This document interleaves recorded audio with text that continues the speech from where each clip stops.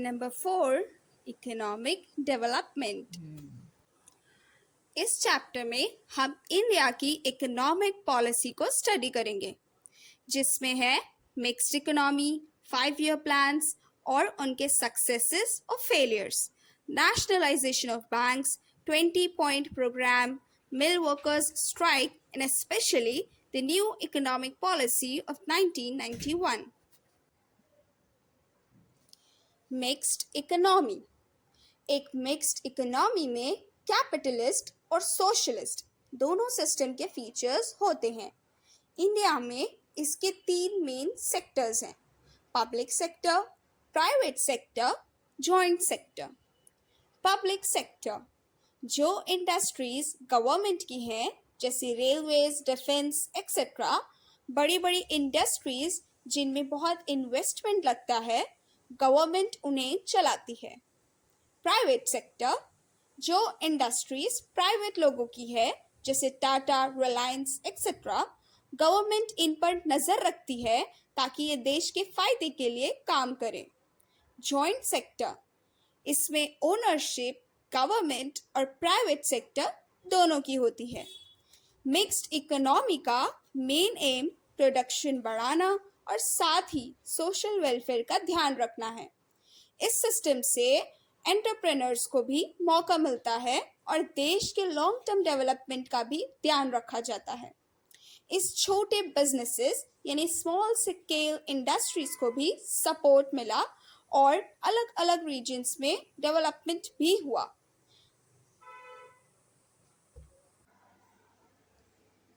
Types of economic system.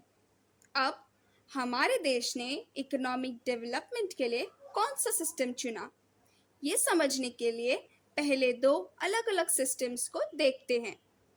Capitalist system. इस system में business और इंडस्ट्री प्राइवेट लोगों के हाथ में होती है। उनका मेन फोकस प्रॉफिट कमाना होता है। Socialist system. इस सिस्टम में सब कुछ गवर्नमेंट के कंट्रोल में होता है। इसका मेन मकसद सोशल वेलफेयर होता है। इंडिपेंडेंस के बाद पंडित नेहरू ने न कैपिटलिस्ट सिस्टम चुना और ना ही सोशलिस्ट। उन्होंने इन दोनों का बीच का रास्ता चुना, जिसे हम मिक्स्ड इकोनॉमी कहते हैं। जब इंडिया को आज़ादी मिली, तब हमारे लीडर्स के सामने एक बहुत बड़ी चैलेंज थी। पूरे देश में गरीबी, बेरोजगारी और प्रॉपर इंफ्रास्ट्रक्चर की कमी थी। इन प्रॉब्लम्स को सॉल्व करने के लिए उन्होंने एक ब्रिलियंट आइडिया सोचा, प्लान्ड इकोनॉमिक डेवलपमेंट। इसका मतलब था कि हर 5 साल में देश को कुछ स्पेसिफिक गोल्स अचीव करने हैं। इन प्लान्स को 5 ईयर प्लान्स कहा गया। चलो देखते हैं इन प्लान्स के मेन गोल क्या थे।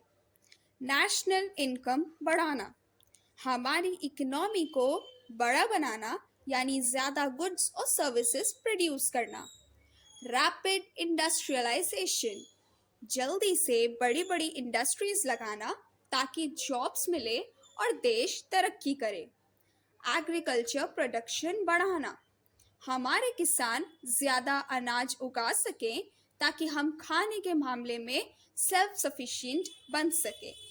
एम्प्लॉयमेंट अपॉर्चुनिटीज़ बनाना, सभी के लिए काम के मौके पैदा करना। इनइक्वालिटी कम करना, अमीर और गरीब के बीच का फासला कम करना। प्राइस स्टेबिलिटी, चीज़ों के दाम को स्टेबल रखना ताकि महंगाई न बढ़े। पॉपुलेशन कंट्रोल, पॉपुलेशन को कंट्रोल करने के लिए फैमिली प्लानिंग जैसे प्रोग्राम्स चलाना।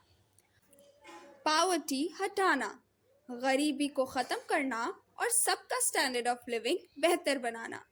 सोशल सर्विसेज डेवलप करना, स्कूल, हॉस्पिटल, रोड्स जैसे सोशल इंफ्रास्ट्रक्चर को बनाना।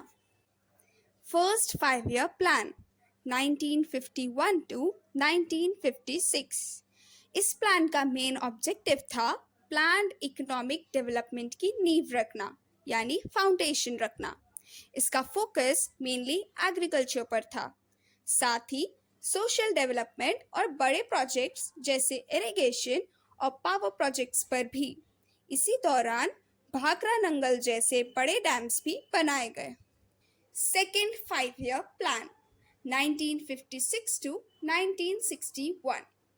इस प्लान ने अपना फोकस इंडस्ट्रियलाइजेशन पर शिफ्ट किया। गोल था देश के लिए एक स्ट्रॉन्ग इंडस्ट्रियल बेस बनाना। इसी टाइम दुर्गापुर, भिलाई और रोरकेला जैसी जगहों पर बड़े स्टील प्लांट्स लगाए गए। Third 5 year plan 1961 to 1966। इस प्लान का मेन ऑब्जेक्टिव था एग्रीकल्चर और इंडस्ट्री के बीच बैलेंस बनाना। इसका एम नेशनल इनकम बढ़ाना, हेवी इंडस्ट्रीज डेवलप करना और एम्प्लॉयमेंट अपॉर्चुनिटीज बढ़ाना भी था। पर अनफॉर्चुनेटली इस प्लान को चाइना और पाकिस्तान के साथ वॉर के कारण झटका लगा, जिससे गवर्नमेंट को डेवलपमेंट के बजाय डिफेंस पर ज्यादा फोकस करना पड़ा।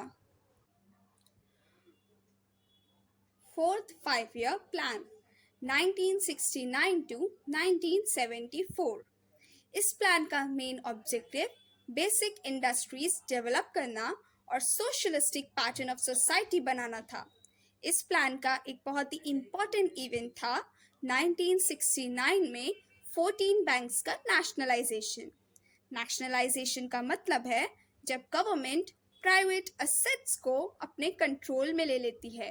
गवर्नमेंट ने ऐसा इसलिए किया ताकि बैंक प्रॉफिट्स सिर्फ कुछ प्राइवेट एंटरप्रेन्योर्स के पास न जाकर गवर्नमेंट ट्रेजरी में आए। Fifth 5 year plan 1974 to 1979। इस प्लान ने पॉवर्टी एलिविएशन यानी गरीबी हटाना और इकोनॉमिक सेल्फ सफिशिएंसी को प्रायोरिटी दी। इसका फोकस नेशनल इनकम बढ़ाना, बेसिक इंडस्ट्रीज डेवलप करना और एजुकेशन, हेल्थ और ड्रिंकिंग वाटर जैसे ज़रूरी सर्विसेज रूरल एरियाज तक पहुंचाना था। इसने गरीब लोगों को सब्सिडाइज्ड रेट पर फूड ग्रेन्स देने का पब्लिक डिस्ट्रीब्यूशन सिस्टम भी शुरू किया। Sixth 5 year plan 1980 to 1985। कुछ टाइम के लिए प्लानिंग प्रोसेस रुकने के बाद कांग्रेस के वापस पावर में आने पर यह प्लान रिस्टोर हुआ। इसने फिफ्थ प्लान के फोकस को जारी रखा, यानी पॉवर्टी एलिविएशन और एम्प्लॉयमेंट जनरेशन। गवर्नमेंट ने गांव के विकास और रोजगार के लिए कई प्रोग्राम्स लॉन्च किए, जैसे integrated rural development programme IRDP। Seventh 5 year plan 1985 to 1990। इस प्लान में फूड ग्रेन्स का प्रोडक्शन बढ़ाने, एम्प्लॉयमेंट और प्रोडक्टिविटी को साइंस और टेक्नोलॉजी की मदद से बढ़ाने पर जोर दिया गया। इसका aim annual economic growth rate 5% तक पहुंचाना था। इस प्लान के लिए जवाहर रोजगार योजना यानी रोजगार के लिए और इंदिरा आवास योजना सस्ते घरों के लिए जैसे स्कीम्स लॉन्च किए गए। Eighth 5 year plan 1992 to 1997। इस प्लान ने high economic growth rate propose किया और पहली बार प्राइवेट सेक्टर को भी इकोनॉमिक डेवलपमेंट में कंट्रीब्यूट करने का मौका दिया। इसने इलिटरेसी खत्म करने, पॉपुलेशन ग्रोथ कंट्रोल करने पर फोकस किया और प्रधानमंत्री रोजगार योजना और मिड डे मील स्कीम जैसे वेलफेयर स्कीम्स भी लॉन्च किए। Ninth 5 year plan 1997 to 2002। इस प्लान में नेशनलाइजेशन का प्रोसेस जारी रहा, जो पहले शुरू हो चुका था।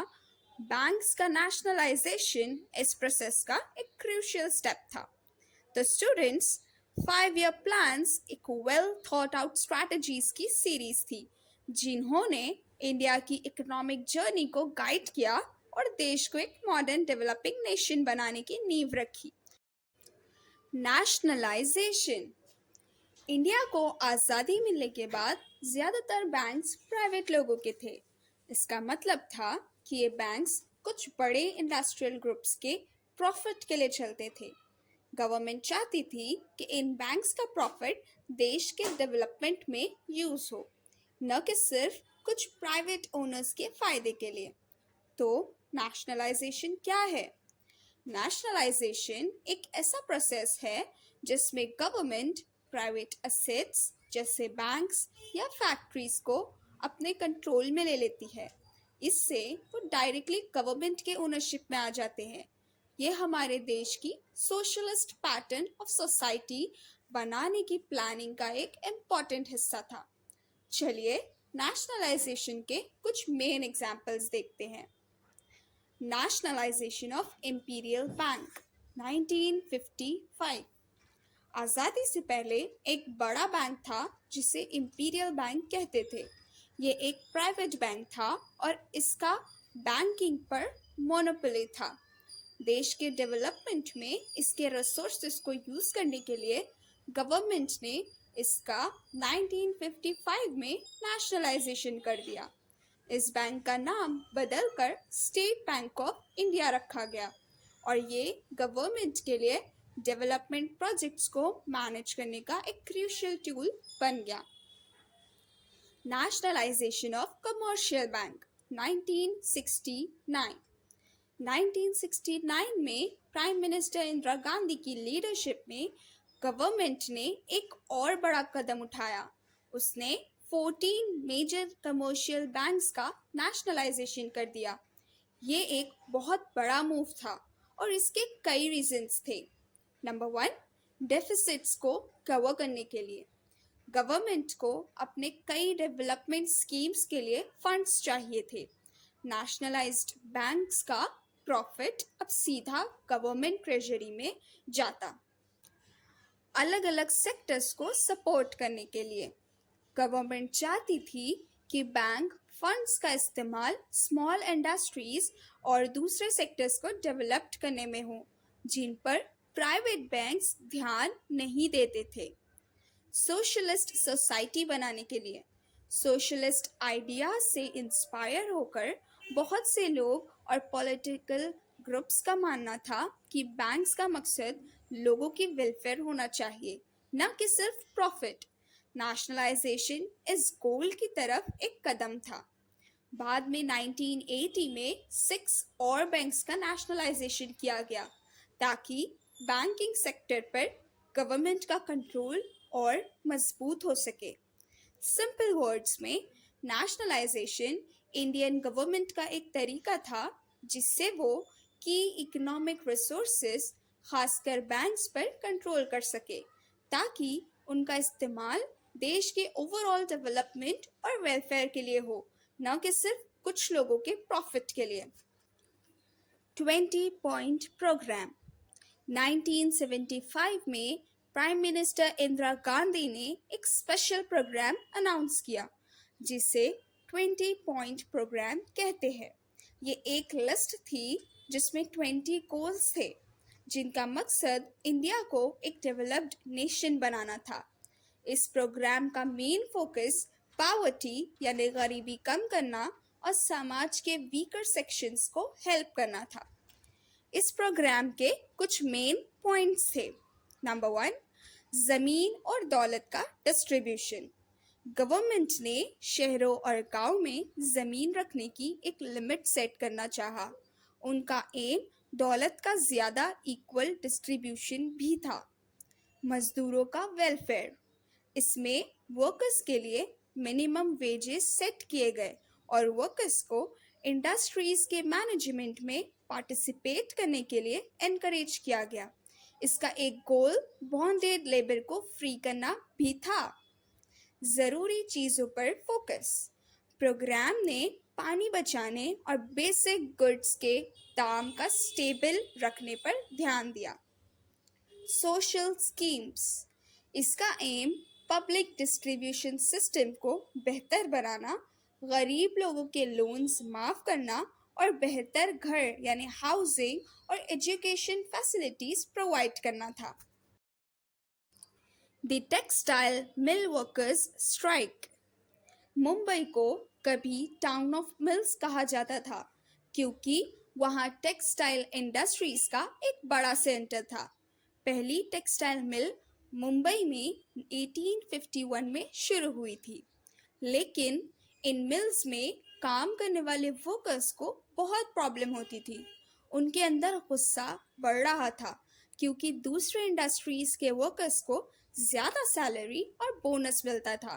1981 में वर्कर्स को दिवाली पर 20% बोनस की उम्मीद थी, लेकिन जो ऑफिशियल वर्कर्स यूनियन राष्ट्रीय मिल मजदूर संघ थी, उसने वर्कर्स से बिना पूछे 8% से 17% का कम बोनस एक्सेप्ट कर लिया।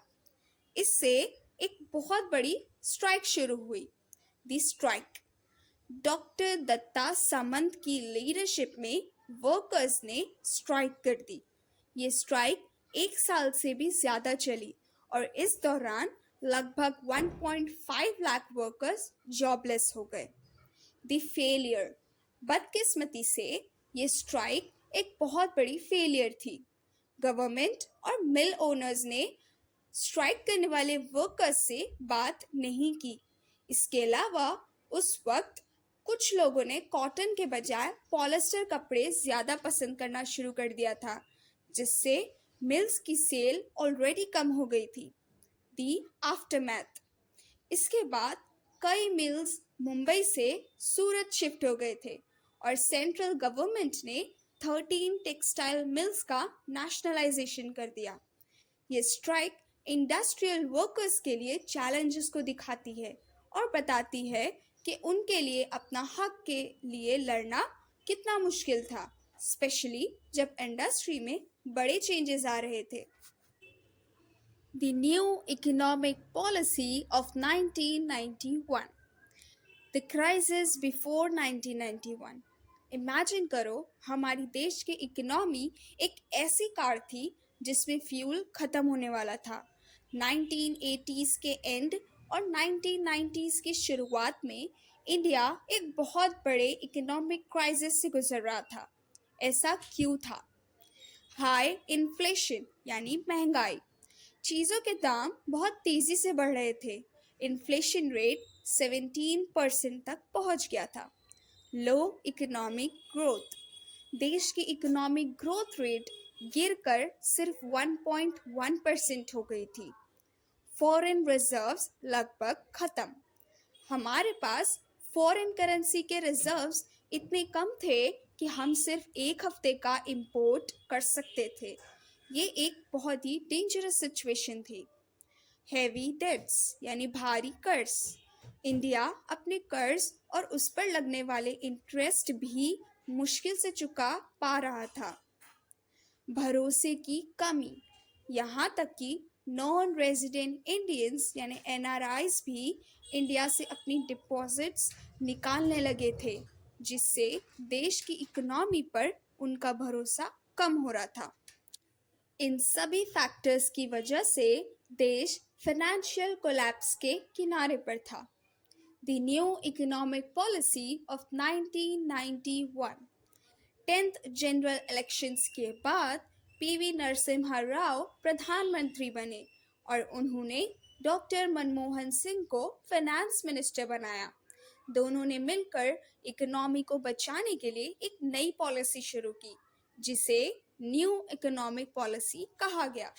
इस पॉलिसी के 3 मेन पिलर्स थे: प्राइवेटाइजेशन, लिबरलाइजेशन और ग्लोबलाइजेशन, जिन्हें एलपीजी भी कहा जाता है। Number 1, liberalisation. इसका मतलब था कि गवर्नमेंट के रेस्ट्रिक्शंस को हटाना और इकोनॉमी को खोलना।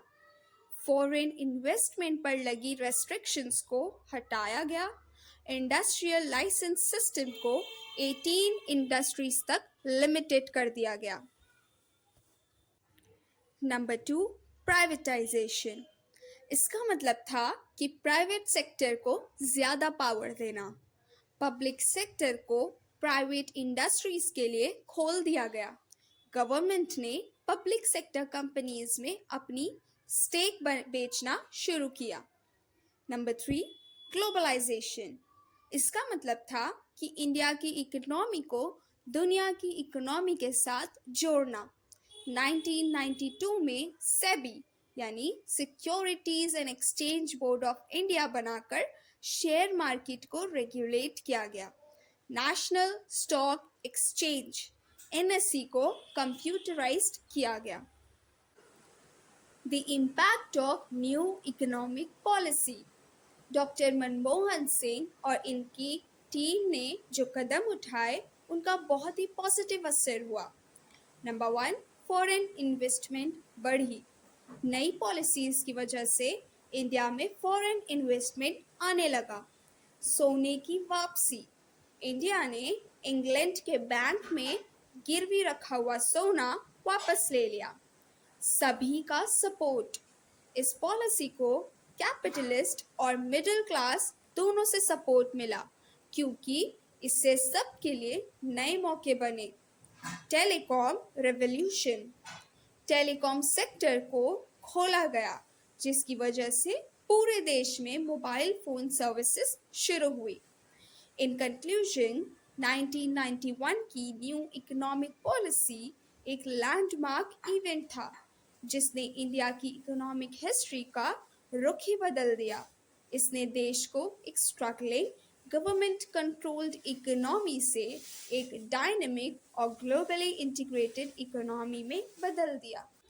अब हम एक बहुत ही इम्पॉर्टेंट इंटरनेशनल ऑर्गेनाइजेशन के बारे में पढ़ेंगे। WTO यानी वर्ल्ड ट्रेड ऑर्गेनाइजेशन।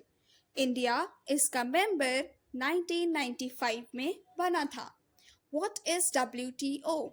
WTO क्या है? सोचो कि WTO एक ग्लोबल रेफरी है जो इंटरनेशनल ट्रेड के लिए रूल्स बनाता है। इसके मेन गोल्स है नंबर 1, फ्री ट्रेड को प्रमोट करना। WTO चाहता है कि कंट्रीज बिना किसी मुश्किल के आपस में ट्रेड करें। ट्रेड बैरियर्स हटाना, ये उन सब चीज़ों को हटाने की कोशिश करता है जिनसे ट्रेड मुश्किल हो जाता है, जैसे इम्पोर्टेड गुड्स पर ज़्यादा टैक्स। ग्लोबल ट्रेड को रेगुलेट करना। WTO सभी देशों के लिए ट्रेड के नियम बनाता है ताकि सब कुछ फेयर और सिस्टमैटिक हो। WTO की शुरुआत कैसे हुई? WTO से पहले एक और अग्रीमेंट था जिसे general agreement on tariffs and trade यानी GATT कहते थे। WTO ने इसके काम को आगे बढ़ाया और उसको और बेहतर बनाया। WTO में क्या क्या आता है? WTO के रूल्स सिर्फ गुड्स पर ही नहीं बल्कि और भी कई चीज़ों पर लागू होते हैं, जैसी ग्रांट्स, इंपोर्ट एक्सपोर्ट के नियम, foreign investment, agriculture, technology, services. WTO में शामिल होने से इंडिया को क्या फ़ायदा हुआ? जब इंडिया WTO का मेंबर बना उसके बाद कई एरियाज में इम्प्रूवमेंट हुई। पावर्टी, बिलो पावर्टी लाइन रहने वाले लोगों की संख्या कम हुई।